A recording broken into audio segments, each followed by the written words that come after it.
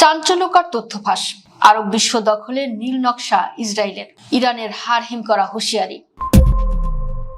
মধ্যপ্রাচ্যের তপ্ত মরুভূমিতে কেবল বোমার আগুনই জ্বলছে না, পর্দার আড়ালে বোনা হচ্ছে এক ভয়ঙ্কর এবং পৈশাচিক সাম্রাজ্যবাদী ব্লুপ্রিন্ট।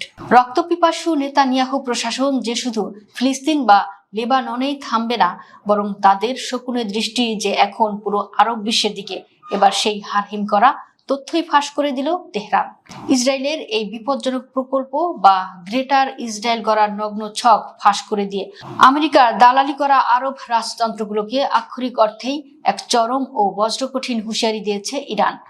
গত সোমবার সামাজিক যোগাযোগ মাধ্যমে এক বিস্ফোরক বার্তার মাধ্যমে এই ভয়ঙ্কর ছক বিশ্ববাসীর সামনে তুলে ধরেন ইরানের নীতি নির্ধারণী পরিষদের জ্যেষ্ঠ সদস্য এবং আইআরজিসির সাবেক তুখোর কমান্ডার মোহসেন রেজাই।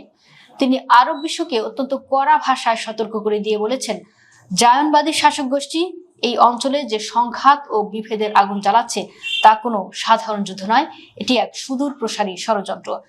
তাদের মূল লক্ষ্যই হলো এই অস্থিরতার সুযোগ নিয়ে দুর্বল আরব ও মুসলিম দেশগুলোর ভূখণ্ড এবং অমূল্য প্রাকৃতিক সম্পদের উপর চিরস্থায়ী আধিপত্য বিস্তার করা।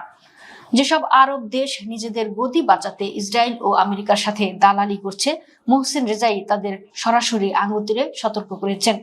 তিনি বজ্রকণ্ঠে বলেন, আরব ও মুসলিম ভাইয়েরা সতর্ক এবং বিচক্ষণ হন। জায়নবাদী শাসনের একমাত্র লক্ষ্য আপনাদের ভূমি ও সম্পদের দখল নেওয়া। তিনি মীর জাফরের ভূমিকায় থাকা দেশগুলোকে এক চূড়ান্ত আলটিমেটাম দিয়ে বলেন, ইসরায়েলের এই বিপজ্জনক প্রকল্পের সাথে যদি কোনো মুসলিম দেশ বিন্দু মাত্র সহযোগিতা করে, তবে তার ফলাফল হবে অত্যন্ত ভয়াবহ ও মারাত্মক। বিশেষ করে যেসব আরব শাসক নিজেদের ক্ষমতার বাইরে গিয়ে ইসরায়েলের কাঁধে ভর করে উচ্চাকাঙ্ক্ষা পোষণ করছে, তাদের জন্য এটি নিশ্চিত ধ্বংস ডেকে আনবে।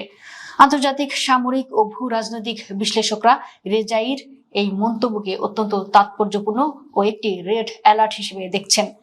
ইসরায়েল আব্রাহাম অ্যাকোয়ার্ডস বা বন্ধুত্বের যে মূলা আরব দেশগুলোকে ঝুলিয়েছিল, তা মূলত তাদেরই শেকড় কাটার এক নোংরা কৌশল। আজ বিশ্ববাসী পরিষ্কার দেখছে, অকুতোভয় ইরান কেবল নিজেদের জন্যই লড়ছে না, বরং পুরো মুসলিম বিশ্বের ঢাল হয়ে দাঁড়িয়েছে। রেজাইর এই হুঙ্কার দালাল আরব দেশগুলোকে চোখে আঙুল দিয়ে দেখিয়ে দিল, এখনো যদি তারা ইসরায়েলের দালালি করা বন্ধ না করে, তবে পারস্য উপসাগরের নীল জলেই তাদের রাজতন্ত্রের চিরস্থায়ী গোরস্থান রচিত হবে।